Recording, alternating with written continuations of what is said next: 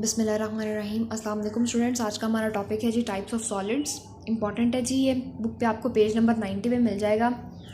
Solid के हमारे पास दो टाइप्स हैं, अमॉर्फस सॉलिड्स और क्रिस्टलाइन सॉलिड्स। ठीक है जी, दोनों ही इंपॉर्टेंट हैं। शॉर्ट क्वेश्चन के हवाले से भी दोनों का डिफरेंस लॉन्ग क्वेश्चन में आ सकता है और नोट भी आ सकता है, लॉन्ग क्वेश्चन में और शॉर्ट में भी आ सकता है। ठीक है, तो इसको अच्छे से कीजिएगा, बहुत छोटा सा और बहुत ईजी टॉपिक है ये। ठीक है जी, तो चलते हैं जी इसकी तरफ। अमॉर्फस सॉलिड्स हैं जी हमारे पास। अमॉर्फस का मतलब होता है जी शेपलेस। तो ऐसे मॉलिक्यूल्स, ऐसे सॉलिड जिसमें मॉलिक्यूल की अरेंजमेंट जो है वो रेगुलर नहीं है। मॉलिक्यूल्स जो हैं वो रेगुलरली अरेंज्ड नहीं है, उनका कोई 3D पैटर्न नहीं है, कोई उनकी स्पेसिफिक शेप नहीं है, तो उनको हम कहेंगे अमॉर्फस सॉलिड्स। और अमॉर्फस का मतलब क्या होता है? शेपलेस। ठीक है, तो ऐसे सॉलिड्स जिसमें रेगुलरली अरेंजमेंट नहीं है, पहली बात। और दूसरी बात है कि जो रेगुलर शेप है वो डिस्ट्रॉयड है। ठीक है, यानी उनमें कोई रेगुलर शेप नहीं है, वही बात। ठीक है जी, तो इसको हम कहेंगे जी अमॉर्फस सॉलिड्स मींस शेपलेस। और इनके अगर हम मेल्टिंग पॉइंट की बात करें तो जो अमॉर्फस सॉलिड्स होते हैं उनका शार्प मेल्टिंग पॉइंट नहीं होता। और अगर आप क्रिस्टलाइन की बात करें, क्रिस्टलाइन जो सॉलिड्स होते हैं, जो हमारी नेक्स्ट टाइप है, उनका शार्प मेल्टिंग पॉइंट होता है। अब पहले ये समझ लें कि शार्प मेल्टिंग पॉइंट होता क्या है, उसके बाद हम देख लेंगे किसका होता है किसका नहीं होता। ओके, तो शार्प मेल्टिंग पॉइंट क्या है? शार्प मेल्टिंग पॉइंट का मतलब ये है कि आपका सॉलिड जो है वो एक स्पेसिफिक टेम्परेचर पे जाकर मेल्ट हो गया। फॉर एग्जांपल, आपका सॉलिड था 45 डिग्री सेंटीग्रेड पे जाकर वो क्या हो गया? मेल्ट हो गया। ठीक, और दूसरी तरफ एक सॉलिड था, उसमें डेफिनेटली वो 45 पे जाके मेल्ट नहीं हुआ, बल्कि उसने 45 पे मेल्ट होना स्टार्ट किया और 50 पे जाकर वो मेल्ट हो गया। ठीक, तो अब एक वो सॉलिड है जो एग्जैक्ट 45 पे मेल्ट हो गया, ना एक डिग्री ऊपर ना एक डिग्री नीचे। और एक वो सॉलिड है जो एक रेंज में मेल्ट हुआ, एक रेंज ऑफ टेम्परेचर में, लाइक 45 टू 50 डिग्री सेंटीग्रेड तक। तो ऐसा सॉलिड जो एक एग्जैक्ट टेम्परेचर पर मेल्ट हो जाए, उसकी कोई रेंज ना हो, उसको हम कहते हैं कि इसका शार्प मेल्टिंग पॉइंट है। और ऐसा सॉलिड जिसकी कोई रेंज हो, हम कहें जी इतने टेम्परेचर से लेकर इतने टेम्परेचर तक इसने मेल्ट करना है, तो उस केस में क्या होगा? उस केस में हम कहेंगे कि इसका शार्प मेल्टिंग पॉइंट नहीं है। ठीक है, तो अमॉर्फस भी कुछ ऐसे ही है कि उनकी एक रेंज होती है मेल्ट होने की। कभी हमने सुना हो जी ये जो ग्लास है ये इस टेम्परेचर पे मेल्ट हो जाएगा, ऐसा नहीं सुना हमने। हमने सुना हो जी रबर है वो इस टेम्परेचर पे मेल्ट हो जाएगी, नहीं जी।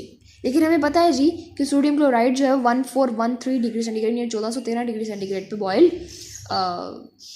हो जाएगा। ठीक है, अगर हम उसके मेल्टिंग पॉइंट की बात करें तो आई थिंक 800 डिग्री सेंटीग्रेड।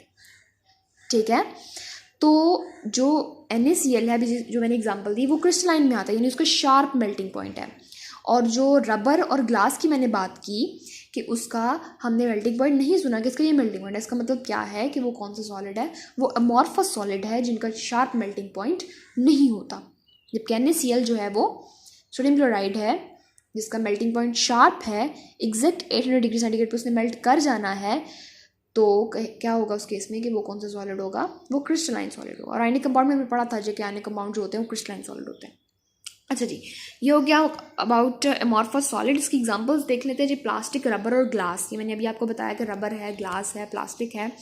हम स्पेसिफाई नहीं कर सकते कि इस टेम्परेचर पर इन्होंने मेल्ट कर जाना है, और ना ही इनकी कोई स्पेसिफिक शेप होती है मॉलिक्यूल्स की। ठीक है जी, तो इनकी मॉलिक्यूल्स की चूँकि जो है वो शेप रेगुलर नहीं है, और दूसरी बात कि इनके शार्प मेल्टिंग पॉइंट्स नहीं हैं, इसलिए कौन से सॉलिड्स हैं? ये अमॉर्फस सॉलिड्स हैं। ठीक है जी, आगे हम बात करते हैं जी क्रिस्टलाइन सॉलिड की। पहले डेफिनेशन देख लेते हैं जी। डेफिनेशन क्या कहती है जी कि इनमें क्या होगी? रेगुलर अरेंजमेंट होगी मॉलिक्यूल्स की जो है वो एक 3 डायमेंशनल स्ट्रक्चर होगा। 3 डायमेंशनल मतलब XYZ डायमेंशंस होंगी, और एक स्पेसिफिक पैटर्न होगा, और वही पैटर्न जो है वो पूरे सॉलिड में रिपीट हो रहा होगा। ठीक है, यानी मॉलिक्यूल का एक पैटर्न है और वही पूरे में रिपीट हो रहा है। जिस तरह से हमने, अगर आप लोगों को याद हो तो आयनिक कंपाउंड की प्रॉपर्टीज़ चैप्टर 4 के एंड पे हमने एक स्ट्रक्चर देखा था NaCl का। ठीक है, जिसमें वो बॉल्स टाइप बने हुए थे पिंक कलर के और इस तरह से। तो वो जो स्ट्रक्चर था NaCl का, वो NaCl का एक क्यूब था, और वही क्यूब पूरे NaCl के सॉलिड में क्या हो रहा होता है? रिपीट हो रहा होता है। तो इसको हम कहते हैं कि ये जो है ये क्या है, रेगुलर अरेंजमेंट है, कि एक जो स्ट्रक्चर है वो एक जो क्यूब है, क्यूबॉइडल जो स्ट्रक्चर है वो उसका यूनिट है और वही यूनिट पूरे में रिपीट हो रहा है। तो ये किस केस में होगा, ये क्रिस्टलाइन के केस में होगा, ये अमॉर्फस के केस में नहीं होगा। अमॉर्फस में तो कोई रेगुलर अरेंजमेंट ही नहीं है ना। तो क्रिस्टलाइन के केस में क्या है, जो रेगुलर अरेंजमेंट है मॉलिक्यूल्स की। और अगर हम इनके सर्फेसेस या फेसेस की बात करें तो चूंकि एक रेगुलर अरेंजमेंट है तो एंगल्स भी बनाएंगे आपस में, मॉलिक्यूल के एटम्स हैं उनके दरमियान में क्या बनेंगे, एंगल्स बनेंगे। जिस तरह से अगर हम हेक्सागोनल स्ट्रक्चर की बात करें तो उसमें 120 का एंगल बन जाएगा, ठीक है। तो डिफरेंट एंगल्स बनेंगे इनमें, जो ये शो करते हैं कि इनमें क्या है, रेगुलर अरेंजमेंट है, एक पैटर्न है मॉलिक्यूल्स का। अगर हम मेल्टिंग पॉइंट की बात करें तो मैंने अभी आपको बताया NaCl की एग्जांपल देके कि उसका कितना मेल्टिंग पॉइंट है, 800 डिग्री सेंटीग्रेड है, जो कि शार्प है, ठीक है। हमने बता दिया जी NaCl है, 800 डिग्री सेंटीग्रेड टेम्परेचर दोगे तो ये मेल्ट हो जाएगा। लेकिन अगर हम प्लास्टिक, रबर की या ग्लास की बात करें तो हम स्पेसिफाई नहीं कर सकते कि इतना टेम्परेचर दोगे तो ये मेल्ट हो जाएगा। उनकी एक रेंज होगी कि अच्छा इतने टेम्परेचर से लेके इतना टेम्परेचर अगर हम देंगे इसके दरमियान कहीं ये क्या हो जाएगा, मेल्ट हो जाएगा, ठीक है जी। तो जो क्रिस्टलाइन सॉलिड्स हैं जिस तरह से NaCl है, जिसमें क्या होगा, शार्प मेल्टिंग पॉइंट होगा। एग्जाम्पल्स इसमें हमारे पास जो है वो डायमंड की और सोडियम क्लोराइड की है।